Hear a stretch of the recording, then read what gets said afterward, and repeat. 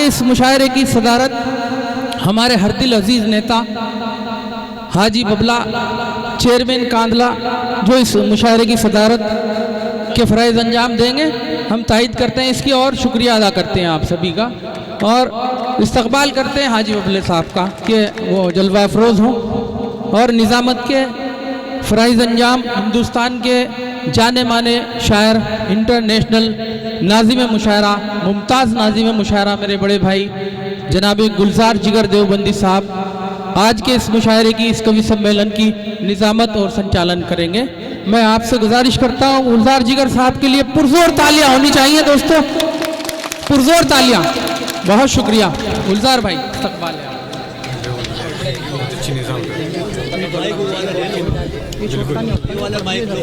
اس کا آپریٹر بھائی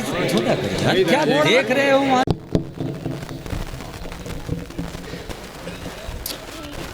کر رہا ہوں بزم کا آغاز تیرے نام سے، کر رہا ہوں بزم کا آغاز تیرے نام سے، میرے مالک ہے میری پرواز تیرے نام سے، اور تیری رحمت ہر طرف برپا ہے کائنات میں، دے رہا ہوں امن کو آواز تیرے نام سے۔ تہذیبوں ہندوستان کی ہزاروں سال پرانی ملی جلی اور مشترکہ تہذیب کی فصیل پر جلتے ہوئے سب سے روشن چراغ کی روشنی صاحب صدر اور وہ تمام شخصیات جو ڈائس پر جلوہ افروز ہیں اور میری نگاہ کے روبرو کہکشاں کی شکل میں موجود ہیں، جن کا فردن فردن ایک ایک کر کے نام لینا میرے لیے مشکل ہو رہا ہے۔ بہرحال وہ تمام لوگ جو تہذیب کے محافظ ہیں، ادب اور ساہت کے علمبردار ہیں، انسانیت اور ہندو مسلم ایکتا کے پرستار ہیں، ان کی خدمت میں میری محبتوں کا سلام۔ تمہارے گھر میں دروازہ ہے لیکن تمہیں خطرے کا اندازہ نہیں ہے، تمہارے گھر میں دروازہ ہے لیکن تمہیں خطرے کا اندازہ نہیں ہے، ہمیں خطرے کا اندازہ ہے لیکن ہمارے گھر میں دروازہ نہیں ہے۔ بہت بہت شکریہ دوستو۔ ایک شاعر میں اور ایک عام انسان میں ایک فرق ہوتا ہے، اور وہ فرق آپ نے ان مصروں میں، ان اشعار میں دیکھ لیا ہوگا، محسوس کر لیا ہوگا۔ ایسے ہی کوئی اگر لٹریچر کا طالب علم ہے، اس کی گفتگو میں بھی عام لوگوں کی گفتگو کے مقابلے میں فرق ہوتا ہے۔ بہت قیمتی جملہ کہا ہے ہمارے وسیم جھنجھانوی صاحب نے کہ آج کا یہ پروگرام اس لیے بھی تاریخ ساز ہے کہ اس پروگرام میں جو پیش ہیں اس دیار کے، اس دیہات کے بڑے ذمہ دار لوگ ہیں، جن سے ہمیں یہ امید کرنی چاہیے کہ قریبی مستقبل میں بھی، آنے والے وقتوں میں بھی وہ گاہے بگاہے، قدم پر قدم، موقع بر موقع اردو ادب کی محفلیں اور ایکتا کی محفلیں اسی طرح سجاتے رہیں گے۔ ہم ہارون صاحب ہیں، تنویر صاحب ہیں، یا وہ ساتھی جن کے نام مجھ تک ابھی نہیں پہنچے، میں تمام ان دوستوں کو دل کی گہرائیوں سے مبارکباد پیش کرتا ہوں۔ یہ وہی بولوں۔ ہمارے میڈیا سے جن کا تعلق ہے، ثاقب پوار صاحب، جو ہمارے اس پورے پروگرام کو کوریج کر رہے ہیں، اور ہندوستان ہی نہیں بلکہ ہندوستان سے باہر بھی اپنی کوریج کو اور اپنے ان تمام کاوشوں کو ایک گھر گھر پہنچانے کا بہت اچھا کام کرتے ہیں۔ اس کے لیے ہم پوار صاحب کو بھی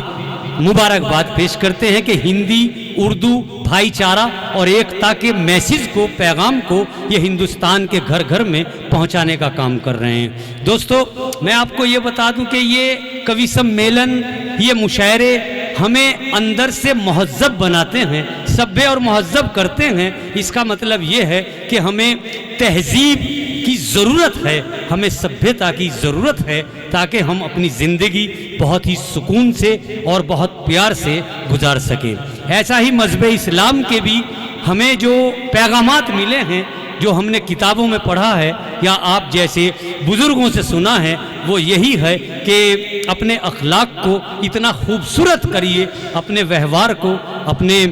ملنساری کے جذبے کو کہ اگر تمہارے سامنے والا کوئی دشمن بھی ہے، آپ کی بات سے، آپ کے ویوہار سے، آپ کے اخلاق سے وہ دوست بن جائے۔ اور اردو زبان کی یہ بھی ایک خوبی ہے کہ یہ احترام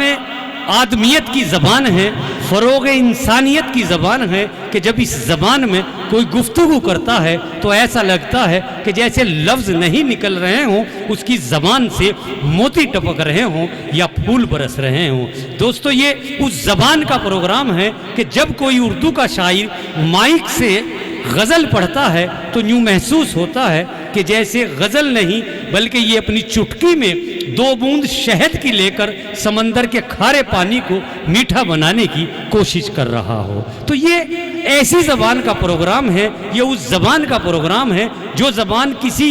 ایک ہندوستانی کی زبان نہیں ہے، جو زبان کسی مذہب کی زبان نہیں ہے، کسی فرقے کی زبان نہیں ہے، یہ ایک ہر ہندوستانی کی زبان ہے، ہر مذہب، ہر دھرم، ہر فرقے کی زبان ہے۔ تو میرے دوستو، کہ جہاں ہم اپنے بچوں کو انگریزی اور ہندی پڑھا کر اعلیٰ افسران بناتے ہیں، جو ہماری ذمہ داری ہے، تو وہیں ہمارا اخلاقی فریضہ یہ بھی ہے کہ ہم اپنے بچوں کو 2 4 10 جماعتیں اردو بھی ضرور پڑھائیں۔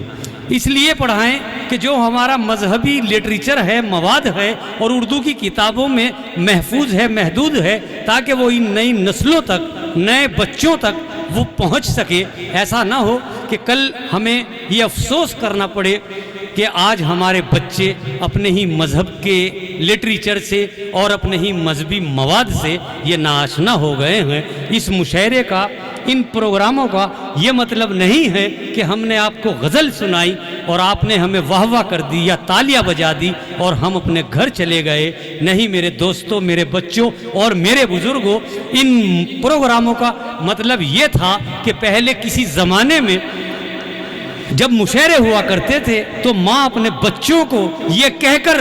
سجایا کرتی تھی، کپڑے پہنایا کرتی تھی کہ جاؤ بچوں، آج تم اس اسکول میں جا رہے ہو جہاں کتابوں سے سبق نہیں بلکہ زبانوں سے سبق ملتا ہے۔ تو یہ کسی ایک رات کی واہیات کا سامان نہیں ہے، یہ درس گاہ ہے، یہ یونیورسٹی ہے، یہ اسکول ہے، یہ ایک ایسی کتاب ہے، اگر ضرورت ہے تو سمجھنے کی ضرورت ہے۔ جہاں شاعر یہ کہتا ہے کہ یہ ہوا کے مست جھونکے جو چمن سے آ رہے ہیں، تیری زلف چھو کے آتے تو کچھ اور بات ہوتی، تو وہی شاعر یوں بھی عرض کرتا ہے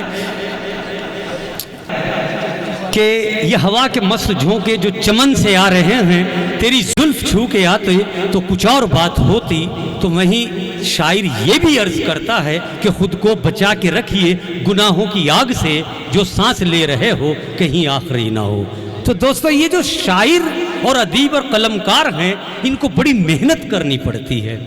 بڑی جد و جہد کرنی پڑتی ہے، تب جا کے اس مقام پہ پہنچتا ہے کہ اپنی قوم کے لیے، اپنے ملک کے لیے، پوری دنیا کے لیے اپنے قلم سے، اپنے احساسات سے، اپنی سوچ اور فکر سے ان جذبات کو کاغذ پر غزل کی صورت رقم کرتا ہے کہ جو پوری دنیا کے لیے ایکتا کا پیغام ہو، شانتی اور امن کا میسج ہو۔ تو یہ شاعر کی، قلمکاروں کی ذمہ داری ہے۔ ہمیں اگر ضرورت ہے تو سمجھنے کی ہے کہ نئی نسل کو کس طرح سے ہمیں گائیڈ کرنا ہے، کیسی تربیت دینی ہے اور کیسے ان کو لے کے چلنا ہے۔ میرے دوستو، یہ تو ایک بہانے ہیں، ایک وسیلے ہیں، یہ اسٹیج، یہ منچ تو ایک بہانہ ہے۔ اصل مقصد تو ہمارا یہی ہے کہ یہ سچ کا اور سچائی کا اسٹیج ہے، یہاں سے جو بات نکلے وہ ایسی ہو کہ جو انسان کی زندگی میں ایک سبق آموز ہو جائے، مشعل راہ بن جائے۔ میں آپ کو ایک واقعہ یاد آ رہا ہے کہ کسی زمانے میں بنگال کے اندر، بھائی بیٹھ جائیے، کسی زمانے میں بنگال کے اندر ہارون صاحب مستورات لیڈیز دودھ بیچتی تھی، تو وہ گھر گھر پہ ایسے ہی دودھ دیتی ہیں جیسے ہمارے یہاں جینٹس بیچتے ہیں، مرد دیتے ہیں۔ تو ایک بستی میں ایک بزرگ رہا کرتے تھے، تو اتفاق سے وہ بزرگ بھی اس لڑکی سے دودھ لیا کرتے تھے۔ ان بزرگوں کے برابر میں 2 4 مکان چھوڑ کے ایک نوجوان لڑکا آیا، پڑھائی کی غرض سے، دیہات کا رہنے والا تھا، اور وہ ان کے برابر میں رہنے لگا۔ اور اس نے بھی دودھ اس لڑکی سے بدل لیا. تو وہ جب دودھ دینے آیا کرتی تھی پہلے لڑکی کو دودھ دیتی تھی پھر وہ حضرت کے حجرے میں جایا کرتی تھی. تو ایک روز ایسا ہوا کہ جس وقت لڑکے کو دودھ دے رہی تھی تو وہاں اس لڑکی نے ناپ کے نہیں دیا, برتن سے لیا اور اپنی بالٹی میں ایسے ڈال کے اسے لڑکے کو طالب علم کو دے دیا.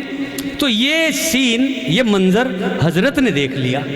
تو جب وہ حضرت کے پاس دودھ دینے کے لیے گئی تو حضرت نے کہا کہ بیٹے ایک بات بتاؤ, تم نے آج وہاں جو دودھ دیا ہے اس کمرے میں تم نے بغیر ناپے کیوں دیا ہے, کوئی کسی پیمانے کا استعمال کیوں نہیں کیا؟ تو لڑکی نے جواب دیا شرما کے کہ بابا میرا وہاں دل آ گیا, اور یہ کہہ کر وہ چلی گئی. تو جس وقت وہ لڑکی رخصت ہو گئی حضرت کے پاس سے تو حضرت نے اس واقعے کو یوں محسوس کیا کہ اے میرے پروردگار, اس لڑکی نے 2 3 4 روز کے بعد میں ہی اپنے ذرا سا دل آیا اور پیمانہ ختم کر دیا, اور میرا تو اللہ پہ 50 سال سے دل ہے, میں آج بھی تسبیح کے دانے گن رہا ہوں. تو میرے دوستو غور کرنے کی بات ہے, اگر ہم چاہیں, اگر آپ چاہیں تو برائی میں سے بھی اچھائی کا ایک پہلو نکل سکتا ہے, ایک تصویر بنائی جا سکتی ہے. اس کا یہ مطلب نہیں ہے کہ ہم اچھائی میں سے برائی تلاش کریں, نہیں, بلکہ برائی میں سے اچھائی تلاش کرنے کی کوشش کیجئے. یہی ہماری شان ہے کہ کئی صدیوں کی خوشبو ہے بآسانی نہ جائے گی, کئی صدیوں کی خوشبو ہے بآسانی نہ جائے گی, ہماری گفتگو سے بوئے سلطانی نہ جائے گی. تو دوستو ہمارا جس قوم سے تعلق ہے, ہمارا جس مذہب سے تعلق ہے, وہ ہمیں کیا سکھاتا ہے, ہمیں کیا بتاتا ہے کہ ہم تو دشمن کو بھی دشمن نہیں کہہ سکتے, دشمن کو بھی گلے لگانے کا جو فارمولہ دیا ہے, جو فلسفہ دیا ہے, وہ مذہب اسلام نے دیا ہے. تو